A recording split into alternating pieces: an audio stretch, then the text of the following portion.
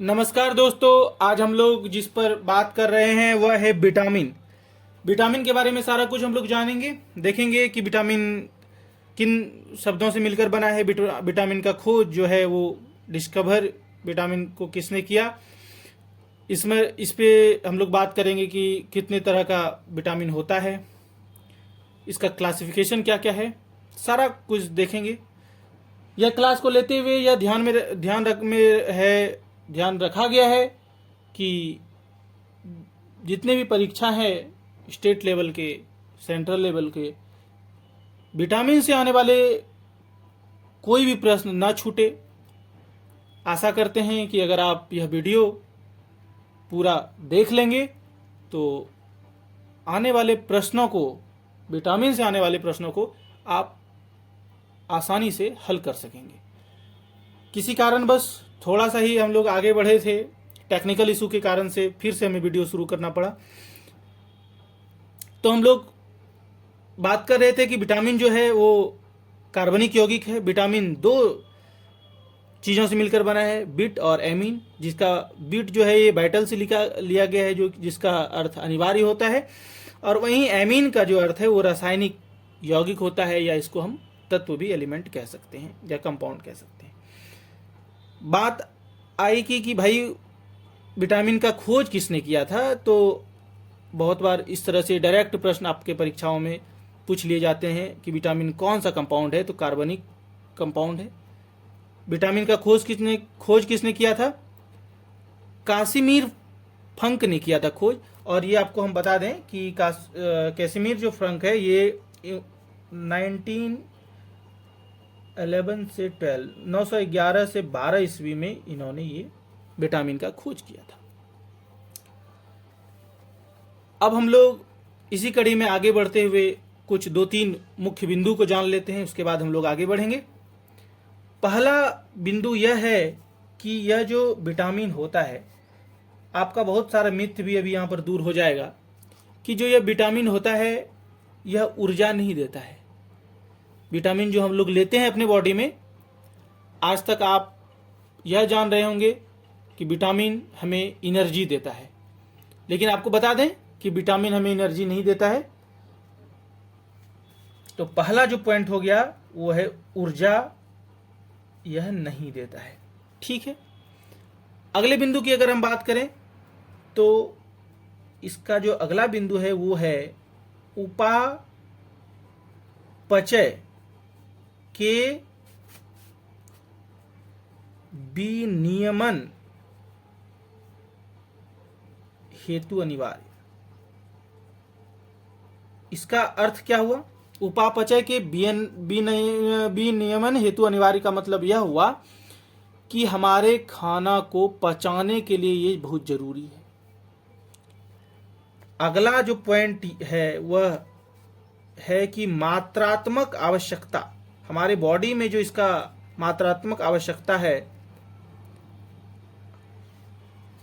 आवश्यकता की दृष्टि से सूक्ष्म पोषक तत्व, मतलब इसका यह हुआ, इसका अर्थ हुआ कि मात्रात्मक आवश्यकता की दृष्टि से सूक्ष्म पोषक तत्व का अर्थ हुआ कि हमारे बॉडी में बहुत ही कम, मतलब मिलीग्राम में इसकी आवश्यकता होती है, ग्राम में इसकी आवश्यकता नहीं होती है। इसका जो हमको जरूरत है, हमारे बॉडी में जो नीड है वो मिलीग्राम में होता है। ठीक है, अब हम लोग इसी कड़ी में आगे बढ़ते हैं। ये 3 पॉइंट आपको बता दिया। पहला ये कि भाई इसको खाने से हमें ऊर्जा नहीं मिलता है, हमें एनर्जी इससे नहीं मिलता है। इसको, ये जो हम लेते हैं, इसको हमारा पेट को के खाना को पचाने हेतु ये अनिवार्य है। ऐसा भी नहीं कर सकते हैं कि हमारे लिए ये अनिवार्य नहीं है, जरूरी भी है, लेकिन यह ऊर्जा हमें नहीं सप्लाई करता है। ये हमारे बॉडी को मिलीग्राम में चाहिए, ग्राम में नहीं चाहिए, मिलीग्राम में चाहिए, मतलब बहुत कम, सूक्ष्म दृष्टि से एकदम कम पोषक तत्व इसका चाहिए। अब हम लोग देखते हैं कि घुलनशीलता के आधार पर वर्गीकरण देख लेते हैं इसका, कि घुलनशीलता के आधार पर एक एक पॉइंट करके सारा पॉइंट हम लोग जान जाएंगे कि इससे कोई भी क्वेश्चन हम लोग का बाहर नहीं जाएगा। वर्गीकरण, घुलनशीलता के आधार पर वर्गीकरण, इसमें इसका दो टाइप है। पहला टाइप जो है वो है बसा में घुलनशीलता, बसा में घुलनशीलता, और अगला जो पॉइंट है वो ये है जल में घुलनशीलता, जल में घुलनशीलता। आराम आराम से हम लोग पढ़ेंगे, एक थोड़ा सा भी नहीं जल्दीबाजी करना है, आराम आराम से पढ़िए, सारा क्वेश्चन को टैकल हम लोग करते चलेंगे। बसा में घुलनशीलता का अगर हम बात करें तो इसमें जो विटामिन आता है वो है विटामिन ए, डी, ई और के।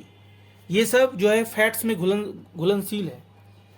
अगर हम जल में घुलनशील की बात करें तो दो ही विटामिन आता है, कौन कौन सा, बी तथा सी। ये जो है ये जल में घुलनशील है, ये जल में घुल सकता है ये सब विटामिन।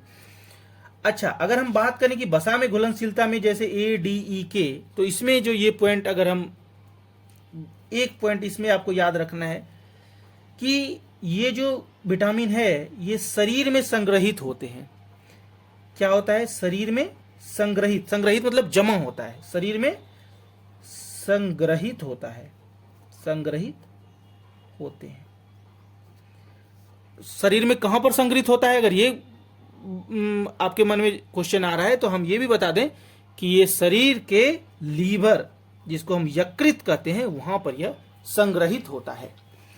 अगर हम बात करें विटामिन बी और सी का, तो इनका उत्सर्जन जो होता है, इनका उत्सर्जन मूत्र के माध्यम से हो जाता है। जैसे हम अपने बॉडी में इसको लेंगे, टॉयलेट जो हम जाएंगे ये बाहर निकल जाएगा। यह शरीर में संग्रहित नहीं होता है, ये शरीर में संग्रहित होता है, ये शरीर में संग्रहित नहीं होता है, यह मूत्र के माध्यम से, मूत्र के माध्यम से बाहर हो जाता है, माध्यम से बाहर हो जाता है। ठीक है। अच्छा, एक अपवाद भी इसमें है, वो भी आपको बता दें। अपवाद क्या है, B12 जो है ये यकृत में संग्रहित होते हैं, जबकि ये जल में घुलनशील तत्व है, लेकिन यह अपवाद है कि B12 जो होता है ये लीवर में संग्रहित होते हैं। अगर हम बात करें कि विटामिन ए, डी, ई और के ये जो बसा में घुलनशील है और जल में घुलनशील वाले बी और सी जो हमारे विटामिन्स हैं, इसको अब हम लोग एक एक करके समझेंगे कि ये सब विटामिन क्या है, इसका रासायनिक नाम क्या है। मेन जो बात आपको याद रखना है वो रासायनिक नाम याद रखना है, क्योंकि ये सीधा प्रश्न यहां से भी उठाकर बहुत बार पूछ लिया जाता है। तो अब हम लोग बात करेंगे विटामिन ए के बारे में, एक 1 बाय 1 करके सारा विटामिन हम लोग देख लेंगे। विटामिन ए का अगर हम बात करें तो विटामिन ए का जो रासायनिक नाम है उसका नाम है रेटिनॉल, रेटिनॉल इसका रासायनिक नाम है। अगर हम बात करें कि यह स्रोत इसका क्या क्या है, कहां कहां से यह विटामिन हमें मिलता है, स्रोत क्या क्या है, तो कैरोटीन जो युक्त खाद्य पदार्थ होते हैं, कैरोटीन किसको कहते हैं, सुनहरे रंग पीले रंग का जो खाद्य पदार्थ होता है उसको कहते हैं कैरोटीन। लिख देते हैं कैरोटीन, इसको कहते हैं सुनहरे पीले रंग का जो खाद्य पदार्थ होता है, ये सभी इसके अंदर विटामिन ए के अंदर आते हैं। अब क्या क्या आता है तो आपको बता देते हैं। एग्जाम्पल में अगर बात हो, अंडा, दूध, पपीता, गाजर, इस तरह करके आप बहुत सारे जो है खाद्य पदार्थ वो देखते होंगे जो सुनहरे पीले रंग का है, तो आप सीधे समझ जाएं कि भाई वो विटामिन ए का है। इससे होने वाले क्या क्या प्रभाव हैं, इसके कमी से क्या क्या प्रभाव हो सकते हैं। कमी से, अगर कमी का बात करें कि भाई कमी से क्या क्या इसका प्रभाव हो सकता है, तो इसका कमी से रतौंधी बीमारी होता है। रतौंधी आपने नाम भी सुना होगा पहले कि रतौंधी बीमारी इसी से होता है। ठीक है। और एक जो बीमारी का और नाम है उसको कहते हैं निशांधता, जिसको हम कहते हैं नाइट ब्लाइंडनेस, वो इसी से होने वाला बीमारी है। और यह एक हीनता जन्य समस्या है। यह एक बात आप याद रखेंगे कि यह जो बीमारी है यह एक हीनता जन्य समस्या है। हीनता जन्य समस्या है।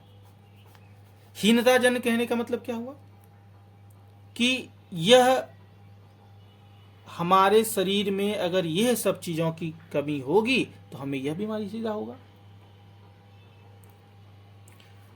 दूसरा जो पॉइंट इसमें है, जीरोपैथेलीमिया। जेरोपैथेलमिया ये नेत्र सूक्ष्मता, मतलब आंख में जो अंशु ग्रंथि होता है इससे संबंधित है। अंशु ग्रंथि से संबंधित होता है।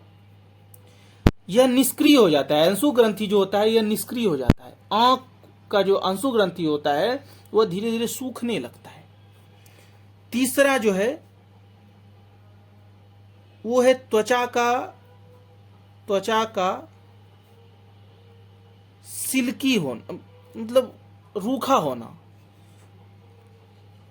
त्वचा से संबंधित बीमारी भी कह सकते हैं इसको, सूखा होना, ड्राई होना। इसको डर्मेटाइटिस भी कहते हैं। डर्मेटाइटिस ये बीमारी का नाम है। 3 तरह का बीमारी इससे हो सकता है। और यह रोड सेल से भी संबंधित है। रोड सेल से भी संबंधित है। ये सब, हालांकि ये सब क्वेश्चन यहां से नहीं पूछा जाता है। हम आपको बता दें कि ये जो सीधा क्वेश्चन यहां से पूछा जाएगा कि रतौंधी निशानदता से संबंधित है, जेरोपैथीमिया अंशु ग्रंथि से संबंधित है, ये सब पूछ सकता है क्वेश्चन। स्रोत इसका क्या क्या है, इसका रासायनिक नाम क्या क्या है, ये सब इंपॉर्टेंट क्वेश्चन है। लेकिन हम लोग सारे बिंदुओं को लेकर के चलेंगे। अब हम लोग यह देखेंगे, विटामिन ए हो गया। हम लोग पहले 1 बाय 1 इधर से ही चलते हैं। वसा में घुलनशीलता, मतलब ये फैट्स की बात हो रही है यहाँ पर भाई। इधर वाटर में घुलनशीलता, तो हम फैट्स के बारे में पहले देख लिए कि ए में क्या क्या है, इससे क्या क्या कमी हो सकती है, इसका क्या क्या स्रोत है। अगर कमी होगी तो भाई हम ये सब खाएंगे तो हमारा ये पूर्ति हो जाएगा। अब हम लोग विटामिन डी की ओर आगे बढ़ते हैं।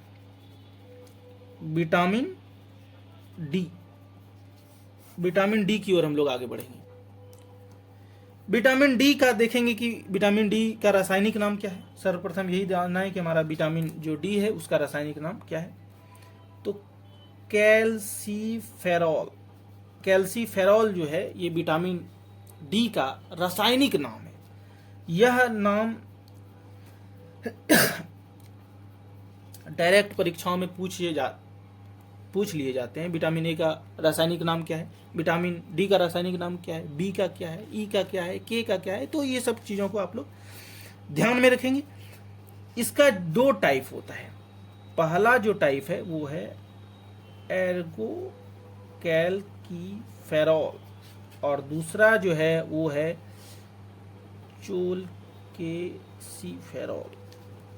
ठीक है, इसको हम D2 कहते हैं, इसको D3 कहते हैं। आप यहाँ पर इसको काल्कीफेरॉल को D या D1 भी कह सकते हैं, आपकी इच्छा के अनुसार है। उसके बाद D2 जो है ये पौधे से संश्लेषित होता है। पौधे से संश्लेषित होता है।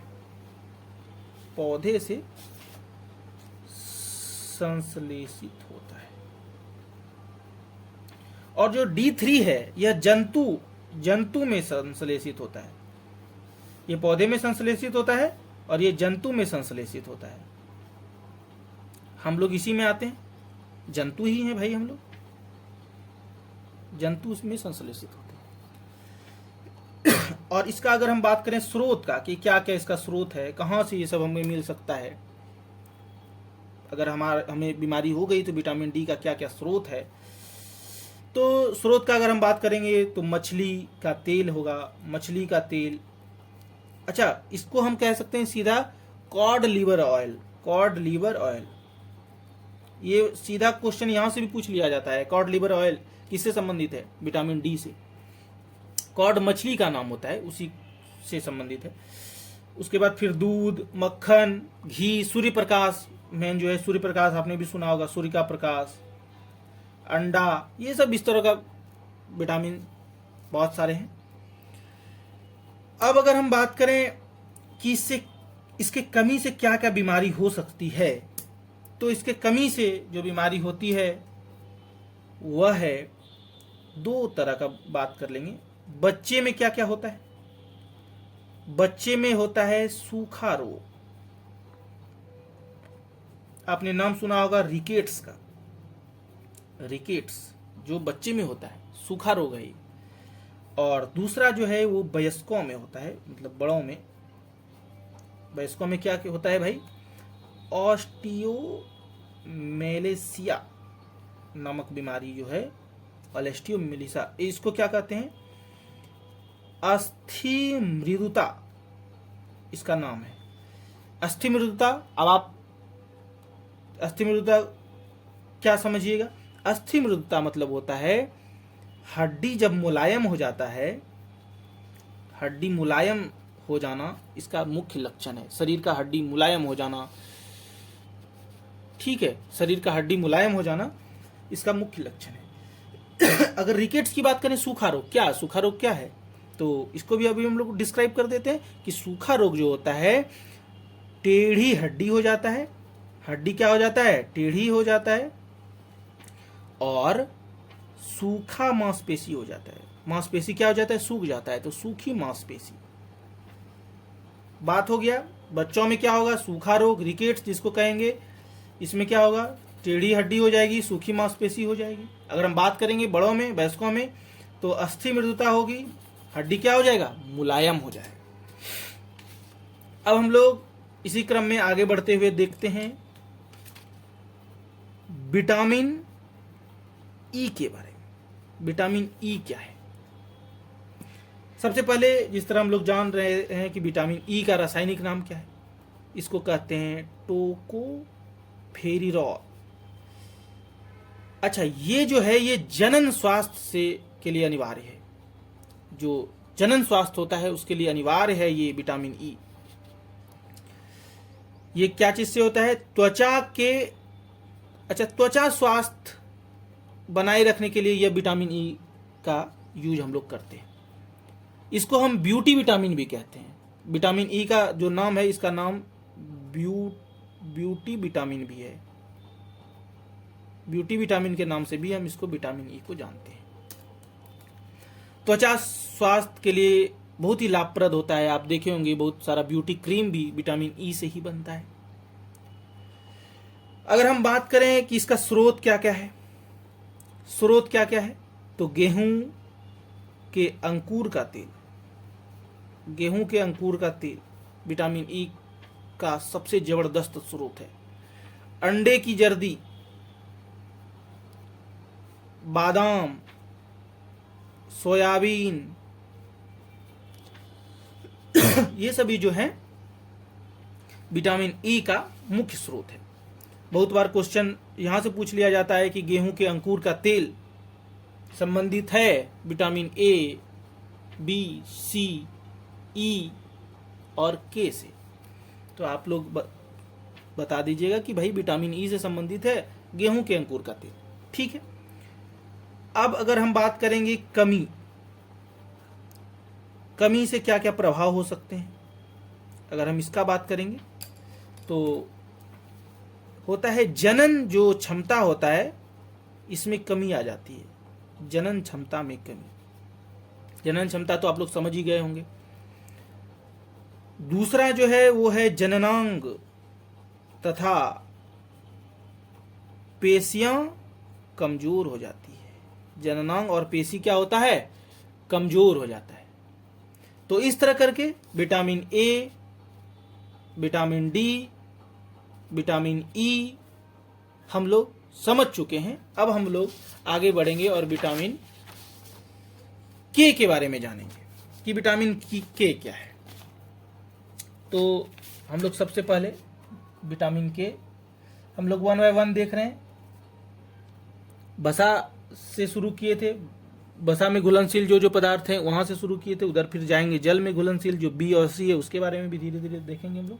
विटामिन के बारे में हम लोग देखते हैं। विटामिन के जो है, इसका रासायनिक नाम क्या है? इसका रासायनिक नाम है फिलोक्विनोन। इसका जो विटामिन के का नाम है, ये रासायनिक नाम है, केमिकल नेम है, केमिकल नेम। बहुत बार क्वेश्चन इस तरह से पूछ दिया जाता है सीधा सीधा। इसमें क्या क्या दिक्कत होता है भाई? इसमें दिक्कत ये होता है खून का थक्का ना जमना। आप लोग देखे होंगे कि जैसे ही हमारा ब्लड नीचे गिरता है, खून का थक्का जमने लगता है। खून का जब थक्का नहीं जमने लगता है तो हम लोग समझ जाएंगे कि भाई इसके शरीर में विटामिन के की कमी है, घोर कमी है। इसको हम ब्लड क्लॉटिंग भी कहते हैं, ब्लड क्लॉटिंग। अच्छा, इसके लिए अनिवार्य पदार्थ क्या क्या है? ब्लड क्लॉटिंग के लिए अनिवार्य पदार्थ की अगर हम बात करें, क्या क्या अनिवार्य पदार्थ है, तो इसके लिए अनिवार्य जो पदार्थ है वो है प्रोटीन्स प्लस विटामिन के की जरूरत है, plus CA plus plus plus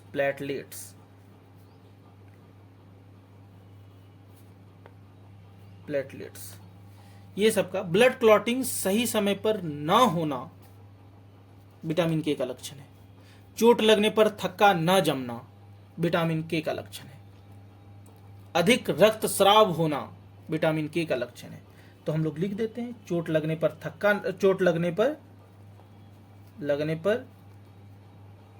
थक्का न जमना, अधिक रक्तस्राव होना,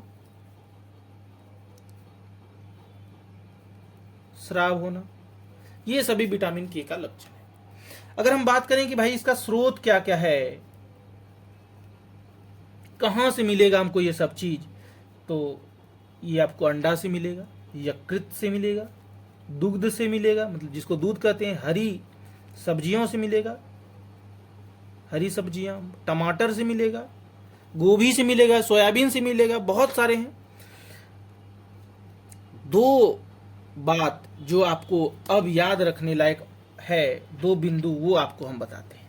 पहला, ये जो विटामिन डी है, यह मानव, दो विटामिन है जो मानव के शरीर से ही संश्लेषित हो जाता है, बाहर से लेने की जरूरत नहीं पड़ती है हमें। विटामिन डी जो है मानव त्वचा में संश्लेषित होता है। विटामिन डी जो है मानव त्वचा में संश्लेषित होता है, हमको बाहर से लेने की जरूरत नहीं पड़ती है। विटामिन ये खुद ही संश्लेषित हो जाता है हमारे चेहरे से। और दूसरा जो विटामिन है वो है विटामिन के। ये यकृत में जीवाणुओं द्वारा संश्लेषित होता है। दो विटामिन जो मानव शरीर में ही संश्लेषित होता है, वो कौन कौन सा विटामिन है? डी और के। डायरेक्ट क्वेश्चन आपको यहां से भी पूछा जा सकता है, इसीलिए दोनों पॉइंट में हम आपको दे दिए। अब बात आता है जल में घुलनशील विटामिन का। जैसा कि आपको बताए कि जल में घुलनशील विटामिन के बारे में हम लोग अभी देखें कि वसा में क्या क्या, फैट्स में क्या क्या विटामिन घुलनशील है। अब यह देखेंगे कि जल में घुलनशील विटामिन, जल में कौन कौन से घुलनशील विटामिन था? विटामिन सी और विटामिन बी। विटामिन बी के बारे में बात करते हैं, vitamin B complex. Vitamin B जो है यह कोई एक विटामिन नहीं है, इसके अलग अलग से भाग हैं। B1 है, B2 है, B3 है, B5 है, B6 है, B7 है, B9 है, B12 है। इतने सारे विटामिन हैं। बी कोई एक विटामिन नहीं है, ये सारे विटामिन हैं। बहुत बार आप सुनेंगे B7 जो है इसी को विटामिन H कहते हैं, विटामिन H इसी का नाम है। B7 का ही नाम विटामिन H है। क्या कारण है वो भी बता देते हैं। विटामिन B7 का रासायनिक जो नाम है वो बायोटीन है, और बायोटीन हमारे हेयर के लिए, हमारे बाल के लिए, ये बाल से संबंधित विटामिन है। सौभाग्य से हेयर का भी पहला लेटर जो है वो एच से ही होता है, इसीलिए इसको विटामिन एच भी कहा जाता है। आपको बता देते हैं विटामिन B1, इसका जो रासायनिक नाम है वो है thiamine. Vitamin B riboflavin. Vitamin B3 niacin. एक दो नाम और भी है नियाकिन, और भी एक दो है, आप एक ही याद रखें। Vitamin B5 pantothenic acid, pantothenic acid इसका नाम है विटामिन B5 का। विटामिन B6 का क्या नाम है? पायरोक्साइन। क्या नाम है? पायराइडॉक्सिन।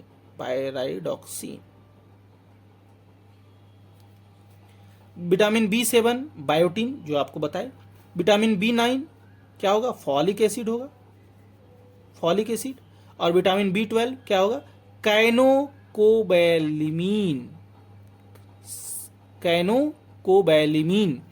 विटामिन B12 का नाम होता है। अब आपको बताते हैं विटामिन बी जो है, B1 जो है, कहाँ कहाँ से मिलेगा? अनाज से मिलेगा, फल से मिलेगा, सोयाबीन से मिलेगा, मांस से मिलेगा, ये सबसे विटामिन B1 मिलेगा। इसके कमी से कौन कौन सा रोग होता है? बेरी बेरी होता है, बेरी बेरी रोग इसी से होता है। इसमें क्या क्या दिक्कत आ सकती है? इसमें विक्षिप्तता आ सकती है। विक्षिप्तता मतलब क्या होता है? मतलब पागल जैसा लोग करने लगता है, उसके दिमाग उसका काम नहीं करने लगता है, पागल जैसा घूमने लगता है, कुछ से कुछ बोलने लगता है। जैसे कोई आदमी सोया हुआ है, अचानक बोलेगा कि हम यम को आते हुए देख लिए, या हमने यह देखा कि हमारे पूर्वज हमसे मिलने आ रहे हैं, जा रहे हैं। खासकर बूढ़े आदमी मरने के समय ऐसा करते हैं, तो जो इसमें विक्षिप्तता आ जाती है। अगर हम B2 का बात करें, जिसका नाम राइबोफ्लेक्सिन है, वो पनीर से मिलता है, सब्जी से मिलता है, मांस से मिलता है, बीन्स से मिलता है। ये सभी B2 का बहुत ही अच्छा स्रोत है। इसकी कमी से किलोमिस होता है। किलोमिस किसको कहते हैं? होठों का फटना, होठों के किनारे का फटना। बहुत लोगों का देखे होंगे होठ फटा फटा सा रहता है, ब्लड तक निकलने लगता है होठ से, तो वो B2 का कमी है। पनीर बोलिए खाने के लिए, सब्जी बोलिए खाने, मांस बोलिए, बीन्स बोलिए खाने। अगर हम B3 का बात करेंगे, जिसका नाम लियासिन, आपको बताया कि इसका रासायनिक नाम लियासिन है, तो यह जो कहां से पूर्ति होगा? अंडे से होगा, फल से होगा, हरे मटर से होगा, मेवा से होगा, यकृत से होगा। इस कमी से क्या होता है? पेलेग्रा होता है, पेलाग्रा, जिसको हम, ये डायरिया से संबंधित रोग होता है। और डायरिया क्या चीज से संबंधित है? पेट से संबंधित है। मतलब मशीन चालू हो जाता है, अप और डाउन होते रहेगा। अगर हम बात करें B5 का, तो B5 पेंटोथेनिक अम्ल होता है, इसका रासायनिक नाम B5 का। ये कहां से मिलेगा? दूध से मिलेगा, गन्ना से मिलेगा, मक्का से मिलेगा, गोभी से मिलेगा। इससे क्या होता है? वृद्धि में कमी हो जाती है, चर्म रोग हो जाता है, बाल सफेद होने लगते हैं, जनन क्षमता में कमी आने लगती है, टेंशन आने लगता है, हाइपर टेंशन होने लगता है। अगर हम B6 का बात करेंगे, तो B6 पायरोडेक्सिन नाम है, जो कि मांस, मछली, आलू, पालक, अनाज से होता है। और इसके जो कमी से होता है वो रुधिर क्षीणता होता है, जिसको हम कहते हैं चर्म रोग। अच्छा, एक चीज जो याद रखने वाला है वो ये है कि B6, B9 और B12 ये जो है रक्त निर्माण से संबंधित है। यह जो है वो रक्त निर्माण से संबंधित, आपको प्रश्न यहां से पूछ सकता है कि रक्त निर्माण से संबंधित विटामिन है, और ऑप्शन दे देगा। B6, B9 और B12 ये तीनों जो है रक्त निर्माण से संबंधित है। B12 का अगर हम बात करें तो ये दूध उत्पाद से जो पनीर, पेड़ा, जो दही सब आता है, वो सब अंडा, मांस, मछली, ये सब जो है B12 से आता है। इसमें क्या बीमारी होता है? रुधिर क्षीणता होता है, तंत्रिका तंत्र में गड़बड़ी के कारण से ऐसा हो जाता है। और इसको जो B12 है, इसको हम कोबाल्ट युक्त, एक ऐसा क्वेश्चन भी UPPCS में पूछा गया था कि कोबाल्ट युक्त विटामिन कौन सा है? कोबाल्ट युक्त विटामिन तो B12 है। ठीक है। अगर हम बात करें B7, जिसको हम बताए कि H बायोटीन के नाम से भी जाना जाता है, ये मांस, मूंगफली, यकृत, केला, गेहूं, ये सबसे मिलता है। और इससे क्या बीमारी होता है? चर्म रोग, बालों का झड़ना, ये सब बीमारी आपका B7 से होता है, जिसको हम विटामिन H भी कहते हैं, बायोटीन कह सकते हैं। अगर हम बात करें विटामिन C का, जो हमारा लास्ट विटामिन है विटामिन C का, तो विटामिन C का रासायनिक नाम जो है वो है ascorbic acid. Ascorbic acid vitamin C का नाम है। इसका क्या कार्य है? प्रतिऑक्सीकारक। कार्य क्या है? अगर कार्य क्या बात करें तो कार्य जो है इसका वो है प्रतिऑक्सीकारक। ये ऑक्सीकारक है, प्रतिऑक्सीकारक है। ये रोग प्रतिरोधक क्षमता, और जो एक है वो है घावों को भरने में सहायक होता है। जल्दी जल्दी घाव को भर देगा। जैसे हमको चोट लगा, घाव भरने में ज्यादा समय लग जाता है, विटामिन C का उपयोग करिए फटाफट। अगर शरीर में विटामिन C का कमी रहेगा तो घाव भरने में दिक्कत होगी। अगर हम बात करें प्रतिऑक्सीकारक, प्रतिऑक्सीकारक क्या है? प्रतिऑक्सीकारक का मतलब होता है ताजा फल खाइए ना भाई, ताजा फल। प्रतिऑक्सीकारक का मतलब होता है विटामिन A, C, E, ये सभी का प्रयोग करना होगा। प्रतिऑक्सीकारक में तो यही सब आते हैं, विटामिन A, C, E आते हैं। ये जो है ये है ताप संवेदी विटामिन भी इसको कहते हैं, ताप संवेदी विटामिन। और ताप संवेदी विटामिन तो और भी है, लेकिन ये सर्वाधिक ताप संवेदी विटामिन होता है। यही कारण है कि जंतु स्रोत में प्रायः नहीं पाया जाता है। जैसे कि दूध में विटामिन नहीं पाया जाता है, विटामिन C नहीं पाया जाता है। कारण यह है कि यह ताप संवेदी होता है। विटामिन C अंडा में नहीं पाया जाता है, कारण यह है कि यह ताप संवेदी है, जंतु स्रोत में नहीं पाया जाता है।